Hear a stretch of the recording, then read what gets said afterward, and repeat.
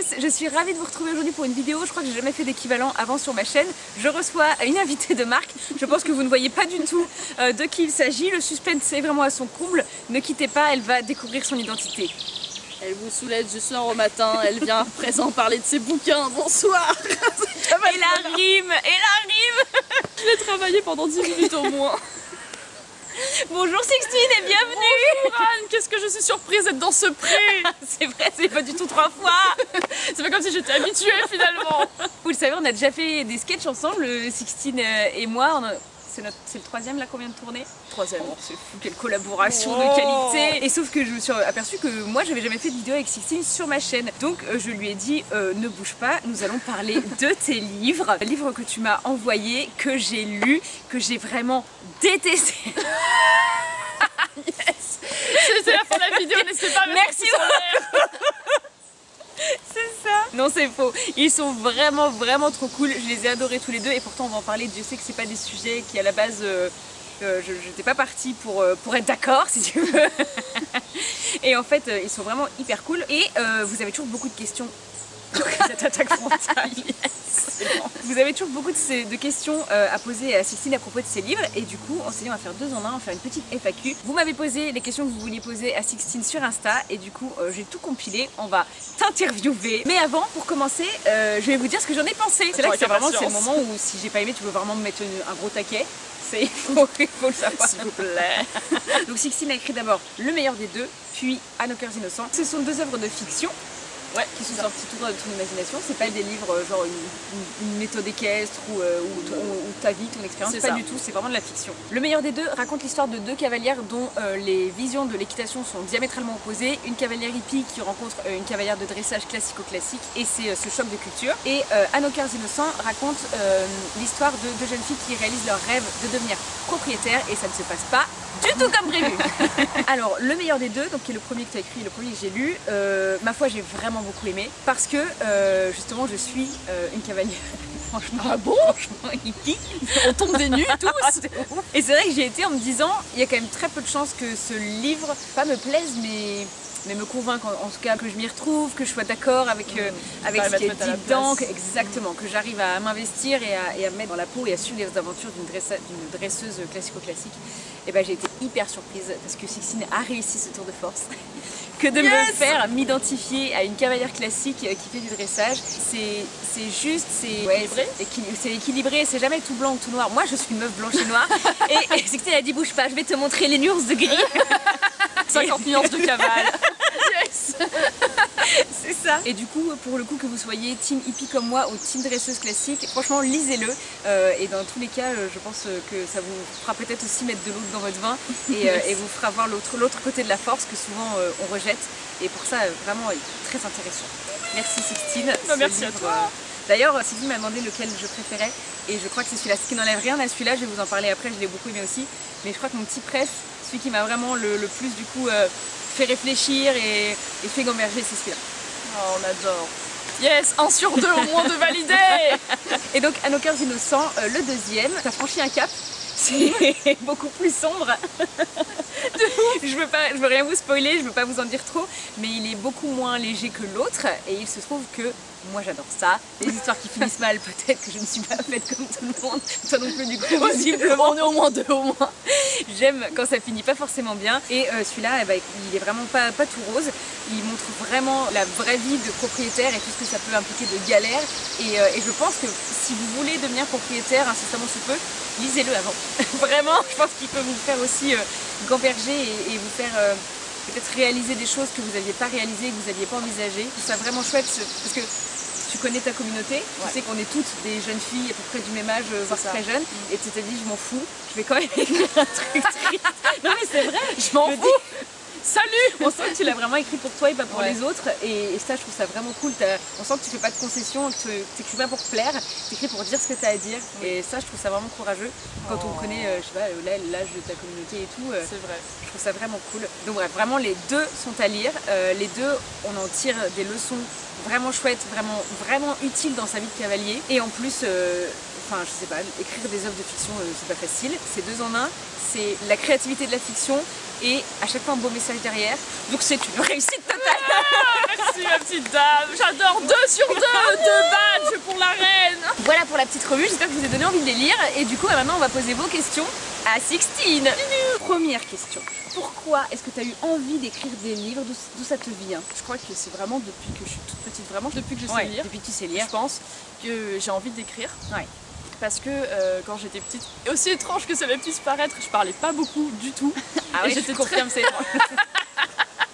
J'étais vraiment enfermée dans ma petite bulle et tout, et j'étais trop bien avec mes livres, les personnages, les mondes imaginaires et tout, et j'adorais inventer des histoires, imaginer des persos, etc. Et je me suis toujours dit, j'ai envie de faire rêver comme on a pu me faire rêver. C'est toujours resté le rêve de ma vie, genre le plus grand, tu vois. J'en ai plein, dont être entourée d'animaux, mais vraiment écrire des livres et réussir à faire du bien aux gens quelque part grâce à ça, c'est vraiment le truc qui me fait vivre. Est-ce que tu as des habitudes d'écriture, genre est-ce que tu écris le matin, le soir, est-ce que tu as des petits rituels, je sais pas, des trucs comme ça? En général, j'aime bien boire du thé vert avec moi quand j'écris. Il ne faut pas renverser d'ailleurs sur, voilà, sur ce qu'on est en train de faire. De ouf. Non, je sais pas, j'aime bien avoir un truc à boire à côté de moi. Bon, rien de folichon pour l'instant, ça arrive. Ça arrive. Je préfère écrire quand le ciel est clair, genre ça veut dire vraiment en journée, genre le soir, mon cerveau il se met en veille. C'est super compliqué d'écrire pour moi le soir, vraiment psychologiquement. Il faut que ça soit genre en fin de matinée ou pendant l'après-midi, mais il faut que ça soit clair, les heures actives quoi. Ouais. Il faut vraiment que ça soit dans un environnement qui soit calme, ultra calme, genre du silence et tout, pour que vraiment il n'y ait rien d'autre que mes pensées. La full concentration. Ah ouais, vraiment. Est-ce que les 2 livres se suivent? Est-ce que c'est une suite de la même histoire? Pas du tout, alors c'est 2 histoires qui sont bien distinctes, c'est pas une suite, c'est pas du tout les mêmes persos, donc vous pouvez très bien acheter juste À nos cœurs innocents si c'est celui qui vous intéresse, ou que le meilleur des deux, les deux. Mais ce que je veux dire c'est que ça n'a rien à voir dans l'histoire, dans la continuité. Et toi du coup, lequel tu préfères? À mon avis, choisir entre tes enfants, vas-y on te regarde. Vraiment, c'est ça. En vrai c'est trop compliqué, genre, vraiment je sais pas. Je sais pas, parce que À nos cœurs innocents, je dirais qu'au niveau émotionnel, je me suis plus impliquée dedans parce que comme tu as dit, c'est plus sombre et qu'il y a des trucs qui sont vraiment difficiles à vivre, et du coup, en tant que cavalière, tu t'imagines vivre ces trucs-là et tu te dis putain, c'est chiant, c'est chaud. Vraiment écrit en chaland. Ouais, c'est ça, voilà, concrètement, je voyais plus rien. Mais le meilleur des deux, ça reflète vraiment ce que j'ai envie de voir dans le monde équestre et ce que j'espère être. Tu vois, genre quelqu'un qui est assez ouvert d'esprit pour essayer de comprendre je l'ai écrit en 2017, donc ça remonte un petit peu. Mais tu vois, je pense que si je le relisais maintenant, parce que je l'ai pas relu depuis, je pense que je me reconnaîtrais toujours dedans, parce que le message de fond, c'est vraiment il y a du bon à prendre un peu. Il est intemporel, il est encore valable dans 10 ans. Il est intemporel. Non mais c'est vrai, le message, il est encore valable c'est ça. Ça se démode pas entre guillemets. Et le fait que ce soit le petit premier aussi peut-être, l'aboutissement aussi, c'est lui qui concrétise le rêve. Mais oui, donc c'est impossible de choisir. La question horrible. J'ai envie de pleurer rien que d'y penser. Les histoires sont-elles inspirées de choses, personnes, chevaux réels? Et puis aussi on a beaucoup demandé d'où venait ton inspiration en général. Alors d'où vient l'inspiration? Moi je dirais que tout bêtement, c'est comme pour mes sketchs, ça vient vraiment d'expériences personnelles au sein du monde équestre, ou alors de témoignages d'amis, etc. Mais en général, c'est plutôt des croisements. Donc du coup c'est jamais vraiment quelqu'un que j'ai rencontré, un cheval que j'ai rencontré ou une histoire que j'ai entendue ou que j'ai vécue, c'est vraiment un mélange de plein de choses. Mais c'est sûr que forcément ça vient un peu du vécu et d'expériences que j'ai entendues. Ah oui, parce que par exemple on nous a aussi demandé si tes prénoms avaient des significations ou si c'était vraiment choisi au hasard. Alors les prénoms des 4 filles principales, dans les 2 bouquins il y en a 2 là et 2 là, c'est vraiment des prénoms random entre guillemets pour que tout le monde puisse s'identifier. C'est vraiment des prénoms très commun entre guillemets. Par contre pour les chevaux, il y a une exception, il y a une ponette qui s'appelle Ekaine dans le premier, et je connais vraiment une ponette Pochoc qui s'appelle Ekaine. D'accord. Voilà, qui physiquement ressemble forcément à la Pochoc qui est dans le livre, parce que c'est une Pochoc, voilà, et au niveau du caractère il y a un petit peu de similitude. En fait pour imaginer ce poney là, je me suis vraiment basée sur la vraie Ekaine pour le coup. Mais sinon les autres chevaux, tout ça, c'est des noms que j'ai pris au pif, et sinon c'est des modèles types entre guillemets, tu vois. C'est un mélange de plein de chevaux que j'ai rencontrés aussi. Ouais, c'est ça. D'ailleurs, est-ce que tu as travaillé et cherché les idées, ou est-ce qu'elles sont venues toutes seules à toi? En fait, est-ce que tu t'es dit je vais écrire un roman, de quoi je pourrais parler, ou est-ce que tout de suite tu savais je vais écrire un roman sur ce sujet, j'ai envie de traiter de ça, tu vois? Je pense que c'est ça. Ouais, moi je pense que c'est ça, parce que quand j'ai écrit Le meilleur des deux, je venais de passer 2 mois avec Olympe et Rapido. J'avais eu beaucoup de remises en question, j'avais fait beaucoup d'avancées, j'avais reconnu beaucoup d'erreurs, etc. Enfin vraiment ça avait été un été très enrichissant équestrement parlant et humainement parlant aussi du coup. Et en fait je me suis vraiment dit j'aimerais bien un jour parler de cette confrontation qu'on connaît tous depuis des années entre tout ce qui est classique / moderne et hippique, naturel, éthologique, etc. Parce que je pense qu'on y est tous confrontés en tant que cavalier. Et du coup je me suis dit en vidéo j'arriverai pas à aussi bien le transcrire que par écrit en fait. Et donc, du coup j'ai toujours voulu écrire un livre et je me suis dit ça y est c'est le sujet. Et l'été j'y ai réfléchi et après dès que je suis rentrée à Paris j'ai écrit. C'était déjà parti. Ouais, déjà. Et du coup combien ça te prend de les écrire en moyenne en gros? Le meilleur des deux ça m'a pris 1 mois et demi mais parce que j'étais à ce moment-là, enfin je venais d'être diplômée. C'est peu. Ouais, je venais d'être diplômée et en fait j'étais en recherche d'emploi donc du coup tous les jours j'écrivais minimum 2-3 heures. Donc au final, minimum d'ailleurs, au final je pense que si je travaillais en même temps j'aurais mis beaucoup plus de temps quoi, mais là t'avais tout le temps. Très concentrée. Et à Nos Cœurs Innocents j'ai mis à peu près 2 mois, quelque chose comme ça aussi parce que... les deux c'est rapide hein.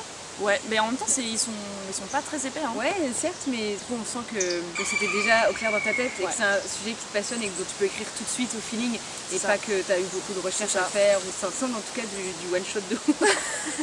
Alors comment choisis-tu les titres de tes livres? Ah alors, toute une histoire ça encore parce que le meilleur des deux, je venais de finir de l'écrire et vraiment je me disais mais comment je vais pouvoir résumer ça parce que je voulais quelque chose qui soit parlant.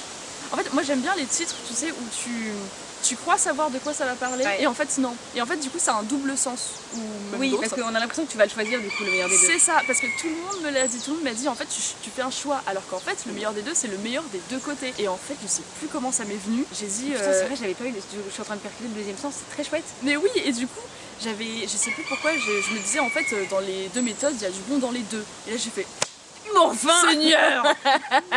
Et à Nos Cœurs Innocents pour le coup c'était un peu plus triste entre gros guillemets, on n'est pas là pour chialer n'est-ce pas. Mais en fait quand je me suis dit quand tu deviens propriétaire genre t'es trop innocent. Genre t'es plein de rêves, t'es plein d'amour, tu sais pas ce qui t'attend du tout. Et du coup genre le À Nos Cœurs Innocents ça avait vraiment ce côté à vous qui êtes plein d'idéaux désolé. Désolé. Mais en même temps c'est bienveillant quand même parce que c'est pour prévenir les petits cœurs innocents tu vois. Oui, j'aime bien ce titre, je trouve ça très joli à Nos Cœurs Innocents. Oh bah merci bien madame. Et alors pourquoi est-ce que tu as écrit un livre et que tu n'as pas tourné une vidéo? Parce que c'est un peu ton format de base, c'est le format en tout cas dans lequel on te connaît quoi. C'est vrai, parce que déjà j'avais très envie d'écrire autrement, enfin d'écrire vraiment parce que écrire un sketch et écrire vraiment un bouquin, ça n'a rien à voir quoi. Et donc du coup je voulais vraiment écrire, donc rêve de gamin, mais aussi parce que je pense qu'il y a des choses, des messages, c'est très difficile d'en parler en sketch dans le format YouTube en tout cas. Oui. Parce que je pense qu'avec un court-métrage ou avec un film, tu peux l'aborder. Mais tu vois, genre même, enfin après c'est parce que les livres ont largement ma préférence par rapport au film, mais c'est vrai que je trouve que c'est tellement plus facile de faire transparaître certaines émotions par l'écrit. Par l'écrit, tu arrives à partager beaucoup plus, je trouve, en fait à te mettre dans la tête de quelqu'un parce que souvent t'es avec cette personne, tandis qu'en film, t'es externe plus ou moins, tu vois. Je pense t'es spectateur alors que là tu vis le truc vraiment avec le héros quoi. C'est ça, je pense qu'il y a des thèmes, genre par exemple à Nos Cœurs Innocents, t'as des thématiques dedans où je me dis ça aurait été compliqué de tout les traiter en vidéo aussi bien entre guillemets que par écrit. Alors il y a quelqu'un qui nous demandait si tu étais une auteure scripturale ou structurale. Du coup on a regardé ce que ça voulait dire parce qu'on l'ignorait. Alors un auteur scriptural ce serait quelqu'un qui écrirait vraiment au feeling comme ça, sans filet, en one shot. Alors qu'un auteur structural aurait fait un plan, des fiches personnages, enfin voilà. En fait on a un peu l'auteur feeling et l'auteur hyper organisé. Lequel es-tu? Et bah d'abord merci pour cette question parce qu'on en apprend tous les jours. Ouais grave, déjà. On a agrandi notre culture. Vraiment. Et en fait moi je pense que je suis un mix entre les deux parce que pour le meilleur des deux je savais ce que je voulais raconter dedans, je savais que je voulais faire confronter deux équitations qui étaient très différentes. Mais sinon j'y suis allée au feeling en fait, je me laisse toujours une marge, en fait j'écris, mais s'il y a une piste à explorer qui est sympa et que j'avais pas pensé au début, bah, je vais quand même le faire. S'il le faut je rajoute un chapitre entre guillemets ou deux, ou parfois même il y a des personnages qui changent totalement alors que je les avais pas du tout imaginés comme ça de base. Pour À Nos Cœurs Innocents, pareil j'avais l'idée de base, non mais pareil en fait. Ouais, en fait tu sais où tu vas, mais le chemin est inconnu. C'est ça. Je connais le but mais pas le chemin. Donc tu es un auteur scriptural finalement. Alors est-ce que tu vas en écrire d'autres et est-ce que tu vas en écrire d'autres qui n'ont pas de rapport avec les chevaux? Alors il y a un troisième que j'ai commencé.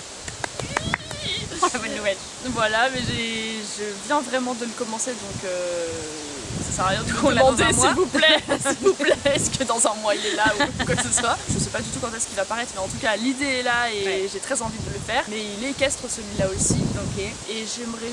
En fait, de base, quand je voulais écrire, quand j'étais petite, etc., ado, je voulais écrire du fantastique. C'est toujours ce que j'ai préféré lire, et du coup, je voulais vraiment écrire, et j'ai déjà écrit des fictions dessus qui sont jamais sorties. Mais je sais pas, en fait, t'as tellement de choses qui ont été faites dans la science-fiction, dans le fantastique, que je me dis, trouver quelque chose qui est vraiment différent, c'est compliqué. Créer son propre univers, oui. C'est ça. Tandis que les chevaux, pour le coup, t'as beaucoup de choses qui ont été faites, mais c'était toujours un petit peu de la compète, un peu gnangnan, enfin t'as eu beaucoup de trucs comme ça. Bah, c'est soit la bibliothèque verte avec les Heartland et tout, C'est ça. soit quand c'est plus pour adultes, oui c'est sur fond de... C'est de la les méthode, Ouais, c'est de l'enseignement. Ouais, c'est ça. C'est vrai que personnellement, après peut-être que j'en connais pas, mais c'est vrai que personnellement je connais pas beaucoup de romans équestres, donc vraiment fictifs et une histoire, qui sont pour autant les enfants que les ados que les adultes. Ouais. Et donc du coup c'est pour ça que je trouve ça intéressant d'en faire. Et du coup pour le prochain, est-ce que ce sera encore ce format entre la nouvelle et le roman ou tu vas changer de format? Je sais pas. En fait, je choisis pas de format quand j'écris, je me dis juste j'écris, mais dès que c'est fini, et je vais pas m'obliger à l'étoffer pour que ça fasse un roman d'une tonne et demie. Ouais, Et je vais pas... Voilà, ça fasse une- c'est ça. En fait, si l'histoire elle est comme ça, c'est qu'elle devait être comme ça et qu'il n'y a rien à ajouter, rien à enlever, enfin, de mon humble avis, du moins. Ah oui, est-ce que c'est important pour toi d'avoir une morale et de défendre des idées dans tes bouquins? Parce que clairement, là c'est le cas Ouais. La première réponse qui me vient à l'esprit c'est non, parce que je le fais sans y penser, mais en fait oui, du coup. Ouais. Je pense que pour que quelque chose soit impactant, vraiment il faut qu'il y ait quelque chose de profond derrière, enfin quelque chose en tout cas avec le cœur, qui amène quelque chose, tu vois. Un texte superficiel où il n'y a absolument rien derrière, ça m'a jamais fait vibrer, tu vois. Et donc du coup, je sais pas, que ce soit pour mes vidéos ou mes livres, genre s'il n'y a pas de vrai message derrière qui me tient à cœur, enfin à mes yeux en tout cas c'est vide de sens. Ouais, tu vois pas l'intérêt. Est-ce que tu n'as pas eu de coups de mou pendant l'écriture, genre des moments où tu doutes de toi, ou des moments où des grosses angoisses de la page blanche ou des trucs comme ça? Quand j'ai écrit le meilleur des deux, comme c'était mon tout premier et que ça faisait un moment que j'avais pas écrit d'histoire, je me disais que ça allait être nul. J'avais très très peur de ça, je me disais ça se trouve je pense que c'est cool et en fait c'est à chier.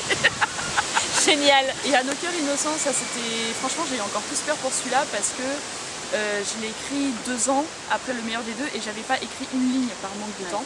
Et du coup j'avais très très peur d'avoir perdu ma plume et d'écrire comme une merde. Bah, surtout qu'en plus il est plus casse-gueule. Enfin, Ouais, en plus le thème il est plus glissant. Ouais. Et du coup j'avais très peur d'être maladroite, j'avais très peur de plein de choses. Et donc du coup j'avais pas vraiment l'angoisse de la page blanche, mais j'avais plutôt cette peur de me dire ça se trouve ça va pas plaire, ça se trouve c'est pas cool, c'est pas ouf, je sais pas. Et pour celui-là je me disais ça se trouve ça va peut-être même froisser ou... ouais, donc, un petit problème de confiance dans le deuxième quand même. Voilà. Et puis finalement Allez, regardez où on en est, allons-y. franchement. Ah bah ça c'est un peu aussi ce qui rejoint la question de l'auteur scriptural ou structural. Est-ce que tu écris dans l'ordre, genre page 1, page 2 par 3, page 3, ou est-ce que tu écris des chapitres dans le désordre et puis tu les réalignes En fait, le truc c'est que comme genre j'ai l'idée de base et que après le chemin c'est un peu à la one again, bah du coup normalement j'écris dans l'ordre chronologique parce que je pars de quelque chose et après plus j'écris et plus j'étoffe et parfois ça part dans une autre direction et du coup je peux pas choisir d'écrire un passage puis l'autre parce que je trouve que ça crée vachement d'incohérences possibles. Oui, c'est vrai. Et du coup moi ça me fait très peur. Moi les incohérences c'est un truc, mes cheveux se dressent. Ah oui, puis alors vraiment. bonjour le bordel. Voilà, et regardez ça. Et vraiment, du coup, le fait d'écrire en one shot, mais chronologiquement parlant, ça fait que du coup, même s'il y a des changements, ça va parce que j'ai déjà écrit, genre c'est déjà passé. T'es sûr que c'est raccord, t'es sûr que c'est lissé. C'est ça. Après, il y a déjà eu des mini passages, par exemple, un truc auquel je pense là, genre l'essai d'un des poneys. Oui. Ça, par exemple, je l'ai écrit après l'achat. Parce que sur le coup, je suis en mode j'ai un peu la flemme de l'écrire aujourd'hui. Je préfère écrire le reste. Tu sais que tu peux rentrer ça plus tard et qu'il viendra ce qu'elle est là quoi. Mais parce qu'en fait je sais que c'est un tout petit truc, c'est un tout petit passage et genre je savais vraiment comment je voulais le faire, tu vois. Donc c'était pas... Mais par exemple quand c'est des passages vraiment importants, je peux pas l'écrire dans le désordre parce que je sais pas où je vais aller. Non, mais c'est ça. On a un peu posé des questions sur l'art avec un grand A et maintenant on va parler plus terre à terre. Alors, combien est-ce que ça t'a coûté de faire ces livres, d'édition, d'impression, tout ça? bien la réponse est 0.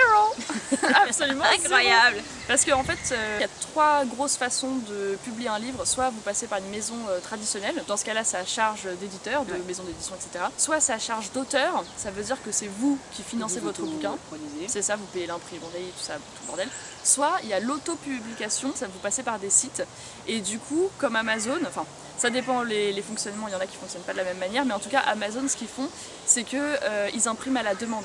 Ça veut dire que si demain vous avez envie de commander à Nos Cœurs Innocents, il n'y a pas de stock. Ça veut dire que eux, ils vont vraiment en produire un seul pour vous, parce que pour le moment il n'y a qu'une seule commande, et du coup moi j'ai rien à débourser. Oui, en fait, ils sont jamais à perte. C'est l'argent qu'on dépense pour l'acheter qui sert en fait immédiatement à l'impression. C'est ça, exactement. Et du coup, est-ce que toi tu as envoyé tes manuscrits à des éditeurs ou pas du tout? Ouais, si. Alors je l'ai pas fait pour Un Nos Cœurs Innocents, mais je l'ai fait pour Le Meilleur des Deux. Après, ce qui était un petit peu compliqué, c'est que c'est un roman que je pensais jeunesse, et au final, c'est pas qu'il l'est pas, c'est juste qu'en fait il n'est pas que en fait. C'est ça. Enfin, en tout cas, j'ai des jeunes abonnés qui l'ont lu et qui ont eu un peu de mal à comprendre certaines choses. Ouais. Et il y a des adolescents ou même des jeunes adultes qui m'ont dit qu'au final, c'était plus un bouquin pour les ados, jeunes adultes ou même adultes, parce qu'il est plus complexe, on va dire, qu'un lexique grand galop, si vous voulez. Ouais. Et je dis pas ça pour dénigrer grand galop, hein, mais c'est juste qu'il y a des trucs un peu plus techniques dedans que grand galop. Sa littérature. C'est ça. Du coup, ça rentrait pas dans la catégorie jeunesse, mais du coup, j'avais essayé avec des maisons d'édition spéciales nouvelles, sauf que c'est trop gros pour une nouvelle. Du coup, ils m'avaient dit il faut l'amputer d'une partie. Non. Du coup, non, hors de question. Non. Et c'est là où je me suis dit bon bah je vais faire ça moi-même parce que je rentre dans aucune case finalement. Et c'est ce qui te définit le mieux. Pour le meilleur et pour le pire. Et du coup, alors comment t'as fait pour publier? Quelle était la procédure? Comment as-tu fait? Et bah en fait, Amazon a un service qui est entièrement dédié aux auteurs. Et en fait, eux, ils prennent vraiment le rôle de maison d'édition, de distributeur. Ouais, c'est ça. En fait, ils prennent vraiment ce rôle-là. Et du coup, tout est gratuit, c'est très très simple. Un truc très bête, par exemple, mais le numéro ISBN, là, qui est obligatoire pour tous les livres, etc., c'est eux qui le prennent en charge, qui vous l'offrent gratuitement. Au niveau de la création de la couverture, ils peuvent vous aider. Au niveau de la mise en page, etc., ils vous disent quand il y a des problèmes et tout. Enfin, vraiment, c'est très très simplifié. C'est eux qui vous laissent le choix du prix final. Ça veut dire que, par exemple, ils vont vous dire pour ce livre-là, bah voilà, c'est... je sais pas, 3-4 euros pour nous parce qu'on le fabrique, etc., on l'imprime. Toi, qu'est-ce que tu veux gagner dessus? Du coup, moi j'ai mis 1 ou 2 euros, je sais plus. Et donc du coup, c'est ce qui fait le prix final de 5,28 €. Et tu as énormément de liberté, c'est très très simple. Et au final, c'est juste ça, tu finis ton manuscrit, tu l'envoies sur Amazon, tu attends qu'il soit validé par Amazon, et après ton seul job, entre guillemets, c'est de l'envoyer au dépôt légal qui est obligatoire. Et en plus, Amazon, du coup, ça je l'ai fait récemment, mais il propose aussi un format e-book, donc ça veut dire que tu peux convertir ton truc en e-book. Ouais, maintenant mes 2 livres sont en... C'est bon à savoir, grave. Bah oui, ils sont en format e-book depuis peu, parce que ça se fait en 2 temps 3 mouvements. Le prix est encore moins cher du coup, c'est vrai que je l'ai fait très rapidement, donc je suis même pas sûre de ce que je dis, mais il me semble qu'ils sont tous les deux à 3 €. Et vraiment, tu as cette liberté, tu as cette simplicité, et ils te proposent même de te mettre en avant et de t'aider à te faire ta com en fait. Donc vraiment, je sais qu'il y a des gens qui sont pas fans d'Amazon, mais il faut avouer qu'ils sont cool. Bah ouais, alors c'est la prochaine question, du coup c'est vrai qu'elle est beaucoup revenue. Est-ce que passer par Amazon ne heurte pas tes convictions? Parce que tout le monde sait qu'Amazon c'est un peu une agace de ouf, c'est un peu le diable. C'est ça. En vrai, je me sens pas coupable du tout d'utiliser Amazon. Pourquoi? Parce que déjà j'ai essayé de trouver des alternatives avant, j'ai essayé de passer par des maisons traditionnelles. Je me suis beaucoup renseignée avant de choisir Amazon parce que bah, forcément il y a d'autres options, etc.